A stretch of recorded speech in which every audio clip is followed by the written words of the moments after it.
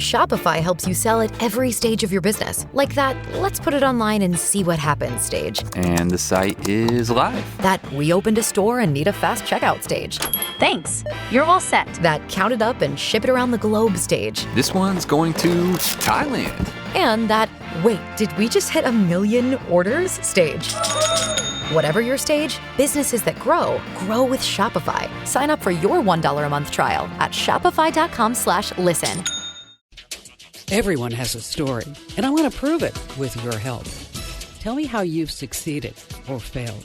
Perhaps how a lesson you've learned along the way could help others. Tell me how technology has played a role. Email me at radio@komando.com. That's radio@komando.com. I'm looking to tell the stories of our lives in future episodes of these Commando On Demand podcasts, and also on my national radio show.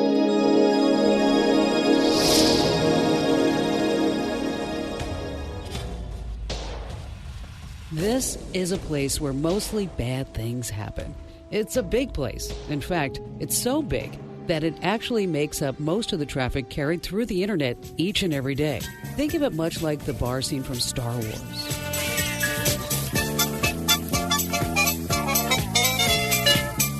It's a foreboding place. It's a place where stolen identities by the millions are bought and sold. But that's small potatoes here. In this place, illegal drugs are openly offered to the highest bidder.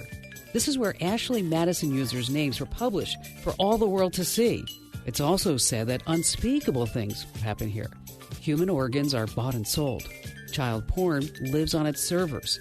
Terrorists buy weapons here and learn how to build bombs using everyday household pressure cookers.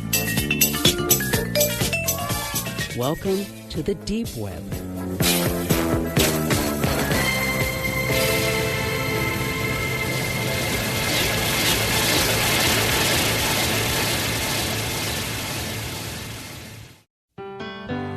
I'm Kim Komando.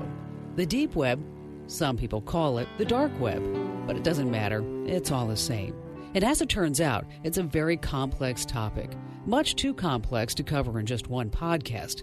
That's why we've created a 2-part series about this dark and foreboding place. In the next episode, we'll speak with Alex Winter, an actor best known for playing the fictional character Bill Preston in the 1989 film Bill and Ted's Excellent Adventure. No way! Yes way! Today, some 25 years later, Alex is a filmmaker, and he recently directed the documentary The Deep Web. Now, despite all of the illegal and horribly unspeakable things that happen on the deep web each day, as you may guess, some things that happen on the deep web are occasionally not so bad. So, the dark web isn't all bad. The darknet is still primarily used, is not a criminal haven, as it's been made out in the media. It's really inaccurate. There's crime there like there is anywhere. But the darknet is primarily created and run by government agents, journalists. He tells us how the government started the deep web and why he believes the deep web has gotten a bad rap by the media. But first, let's meet David Cryer. He's not a deep web expert by any means. He's a volunteer, creating Volunteer Voyages, an organization that sends doctors and other volunteers to third world countries in South America. My business is called Volunteer Voyages, and the purpose of the business is basically we take volunteers, groups of volunteers from the U.S. and Canada and places like that, to developing countries to do humanitarian projects of all sorts. We do some medical projects. We do some projects that like promoting or teaching people how to build water filters for their families.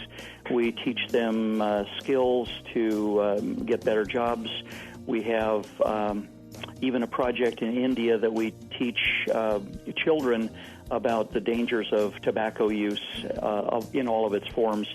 So we have a lot of projects throughout the world over the last few years.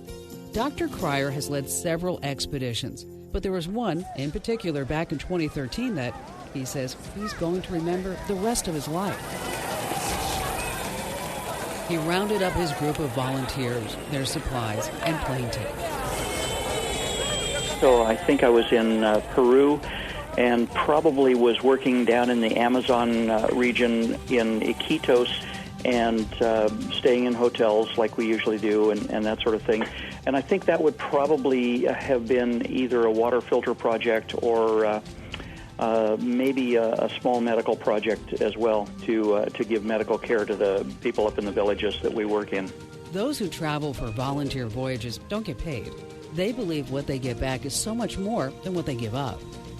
It's incredibly rewarding, and as a matter of fact, that's why this business started in the first place. As a doctor, I've done medical missions for, around 30 years or so, usually with some other organization at first, and finally I had enough contacts that I would just go to someplace and work as a doctor, and I always came home feeling like I benefited so much more than anybody that I was trying to help. And then I decided that, I need to form an organization that can take others so they can benefit as much as I do. And I have, I think our richest source of volunteers are the return volunteers, somebody who's been there, experienced what we do, and wants to go back. And we always, for the last, first 6 or 7 years of our business, we would always take a second week. We'd go for 2 weeks, work for 1 week, and then the second week we'd be tourists. But after a while, I started finding that most of the volunteers would say, can I just volunteer for the first week? I don't need the tourism stuff. Every time they head to South America, volunteers have their hands filled. And those volunteers are not just building homes. They're building lives by teaching them the fundamentals.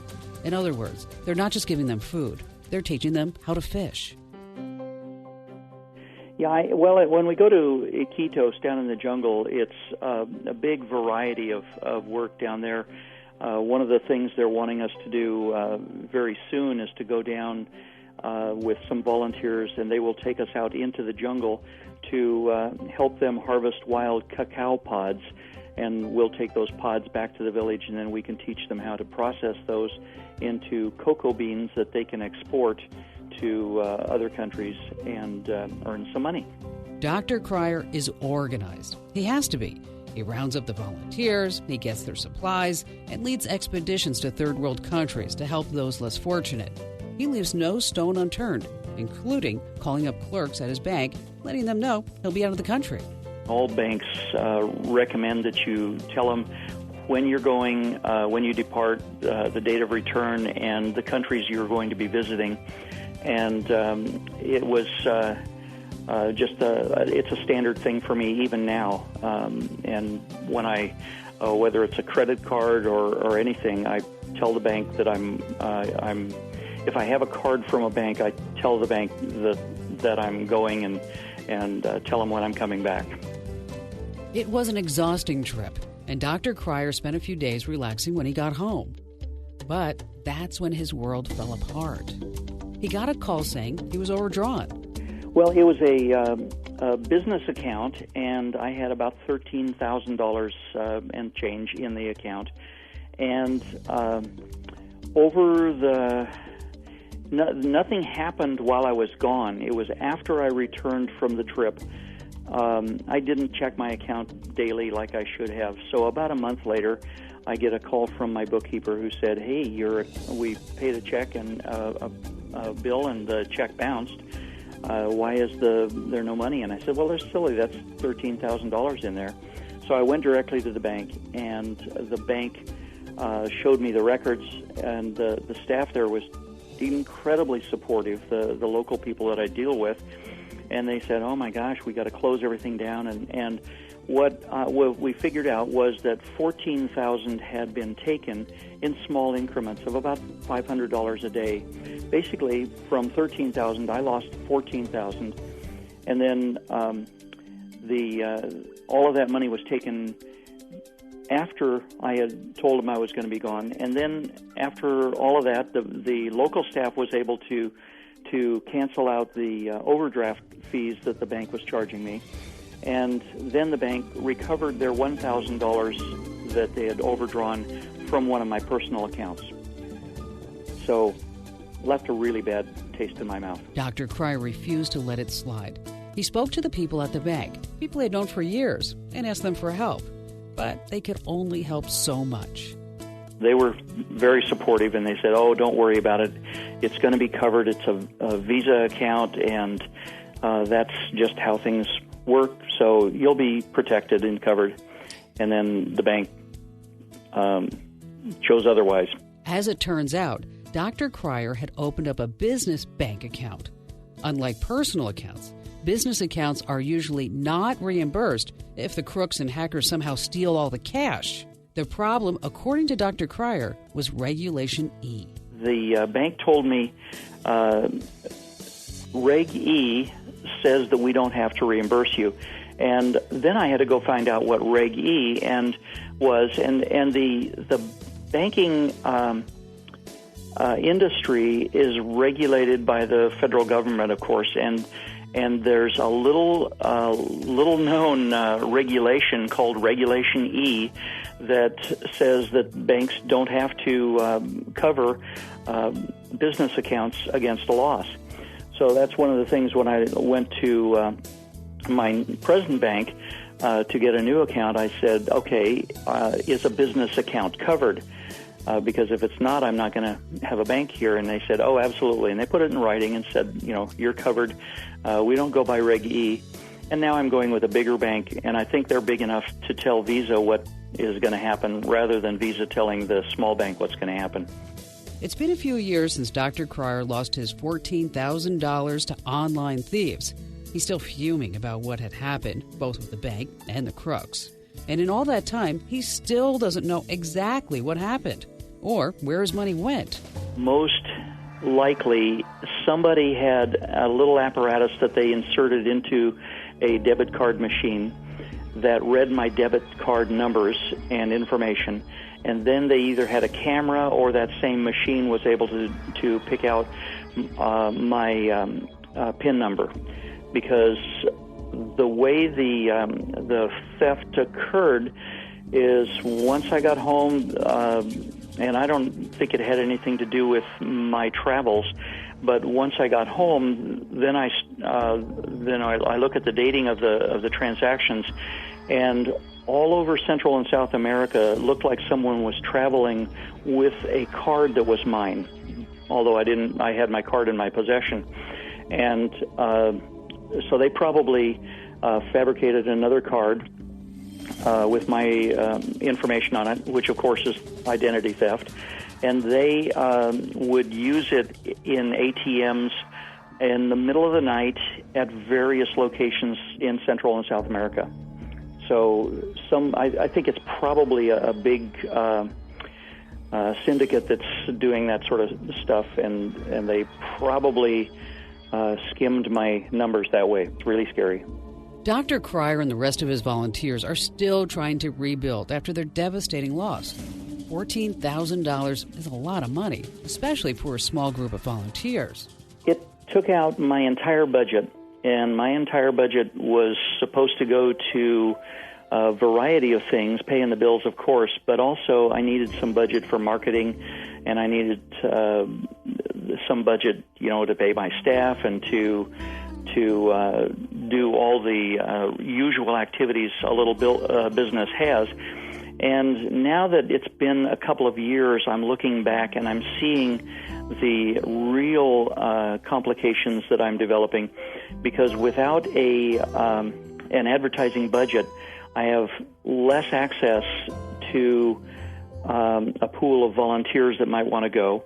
And if I don't have volunteers signing up for my projects, then I have projects that I have to cancel. I have fewer people on the trip, and the villages that I go to, or the small towns, or the poor people that we work with, find that, you said you were going to come in and do this, and you didn't do it.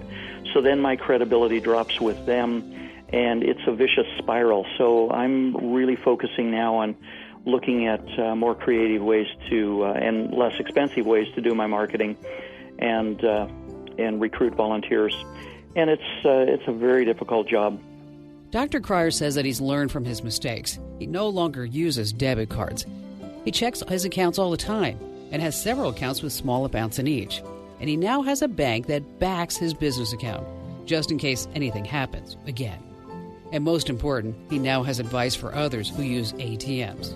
That advice is simple. Stop. I would recommend, A, not using debit cards, of course, and then B, I would, when they're setting up their bank accounts, I would go with larger banks that have more clout with the Visa company and MasterCard, et cetera, and have multiple accounts that are smaller and that do not communicate with one another. Keep personal and business accounts separate, and check with the bank to see that business accounts are treated as equals as personal accounts. In 2014 and 2015, hundreds of millions of people globally have experienced these same feelings of helplessness, loss, betrayal, and anger after being victimized in dozens of highly publicized data breaches. Credit card numbers, employment records, very personal medical records, including treatments received, home addresses, the names of family members, even birth certificates and social security numbers are being bought and sold on the dark web's open markets, even as we speak. But what exactly is this dark web that has the power to disrupt our lives? How do we protect ourselves and our families from it? Well, here's one more important reason to subscribe to the Kim Komando podcast. You'll get all these answers and more delivered right to your phone or tablet or computer, even if you're sleeping. When you wake up, we'll be waiting for you. I'd like you to meet Tyler Moffat. Tyler is the Senior Threat Research Analyst for Webroot. It's a privately held company that provides internet security for average consumers and businesses around the world. Tyler has been with this company since 2010, and it's his business to learn and follow details about the dark web.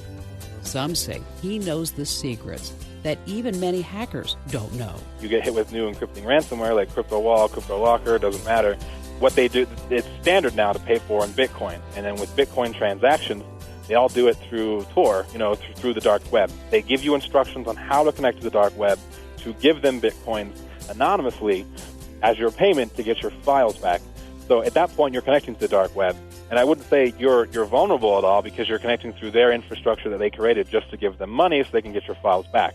So you've already been infiltrated at that point, which is through malware, which was distributed through, the surface web. So Joe and Mary are sitting there at home. They've got their computer. Sure. And they turn it on and suddenly it says, dum, dum, dum, dum, you have ransomware. And we are going to destroy all your files. Unless you give us $300. Unless you give us $350. And then we'll open double. them up. Explain to us what's happening at that point. Okay. Used to be before Bitcoin and stuff like that, like Money Pack and Ucash, which are just money mules you can go buy in the gas station. They're basically like coupons for cash that have through a code, right? It's similar to Bitcoin, but Bitcoin's now streamlined. So you pay through Bitcoin. And so, like in your scenario, they turn their computer on, they're encrypted, they want their files back. There are instructions on how to pay them. And as I mentioned earlier, those instructions include to download the Tor browser, so you can, and then they give you an address to copy in and paste it there. It brings them straight to their unique sort of tool download because it has their RSA key for their files. They input the money through Bitcoins, and it tells them how to, create a wallet, add Bitcoins to it, and then transfer the money to them. And then once that is transferred, they can get their files back. And that's basically how it's done. I also noticed that a lot of these ransomware, I guess you'd say companies, if you will, that they actually have 1-800 numbers that you can call. You are correct. There are fake ones like they're called Rogue AVs. And what those are a little different. What they do is they usually install on your computer through something you downloaded or click yes that you didn't know you did. And then it comes up and it's fake. But it looks just like another antivirus. And it'll come up and it'll say, hey, look, you're infected. You have all these files. If you want to remove these files, go ahead and pay for a year subscription, which is like $40, $50 or whatever they want to charge. And then they go ahead and scan and remove them for you. Now, it's all shenanigans, what they're telling you. None of those infections that they pulled up are actually real or even on your system. It's just trying to scare you into thinking that it's a real product and that you should pay for it because it's going to help you. They'll have 1-800 numbers, which will sometimes go to some guy that will be like, yeah, I'm this company for this product. And it's all, when they actually remote on your computer, we actually did a bait, if you will, where we had, I'm sure you guys have heard of this, the Microsoft phone call. They call you up and tell you they're from Microsoft. Oh, my gosh. It seems like everybody's... Because, well, you know why it's so common? I mean, I could go walk down the street, and I could look at 10 people, and 9 out of 10 of them, I can look at them and say, Hi, is your Windows computer running a little funky? Is it a little slow? Yeah, they're all going to say, yeah. They're going to say, oh, how did you know? You must be Exactly. a psychic. Yeah, I know. And we baited them. We actually put monitoring software. We let them on, saw what they did. They didn't do anything. And as far as their reasoning as for why the computer was infected, they said that the IP address was flashing red on their server. That was like verbatim the terminology they used, which, if you know what you're talking about, is kind of hilarious. But if you don't know what you're talking about, you were like, okay, whatever, jargon, I'm infected, you know? So, because that's the point. They're advertising and trying to, the people they're trying to fish out and actually score with are the, baby boomers or people who maybe aren't as, the average user as far as knowledge and that's all they're aiming to do is to scam those people. But anyway, what we learned through monitoring them and seeing what they do, they don't do anything. They come in and they install free software like, Malwarebytes or AVG or some other one that doesn't cost any money. And they run a scan clean and say, there you go, you're good. And then they charge you like $120, which is just ridiculous. Crooks can use the dark web for a variety of reasons, including holding your files hostage. While there are ways to get your files back without paying them, most people just pay the crooks in order to get their files back. But you don't have to do that. In case this ever happens to you, we have the instructions on my website at commando.com. In a sense, the web is a microcosm of our whole world. Extraordinary things happen in our world every single day. But along the same lines, the unspeakable bad things happen. And so it is with the internet. The web can open up your world, give you endless answers to endless questions, help you communicate, and even allow you to do the mundane, like buying toilet paper and having it delivered directly to your front door in an hour. But with all you do, all you see, all the places online that you go, be careful. Take extra precautions. For some, exploring this place of darkness will be an adventure. For others, you may just discover what Dorothy Gale, the young girl from Kansas, found out. There's no place like home with the familiar web pages you use every day. Next week, on the second part of our exclusive in-depth look into the dark web, we're going to talk to Alex Winter about his film of the same name. We're going to find out why he believes the deep web has gotten a bad rap and hear about his unprecedented access to a few of the deep web's original architects. You're going to love it, and you don't want to miss it. I'm Kim Commando. Hey, thanks for listening. Just want to remind you can hear me on 450 radio stations across the country and on Armed Forces Radio around the world. You can find your local station over on my website, and the address is simple. It's KOMANDO.com. This Kim Commando podcast is brought to you in part by Carbonite. Join over 1.5 million customers who already trust Carbonite for simple and secure cloud backup. Plus, right now, save 30% and get 2 free bonus months with offer code KIM. That's Carbonite.com, offer code KIM.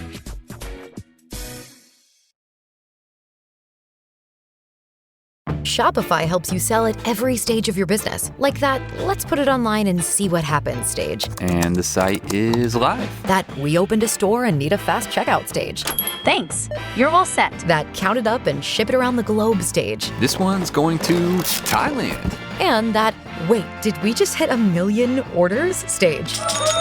Whatever your stage, businesses that grow with Shopify. Sign up for your $1 a month trial at shopify.com/listen.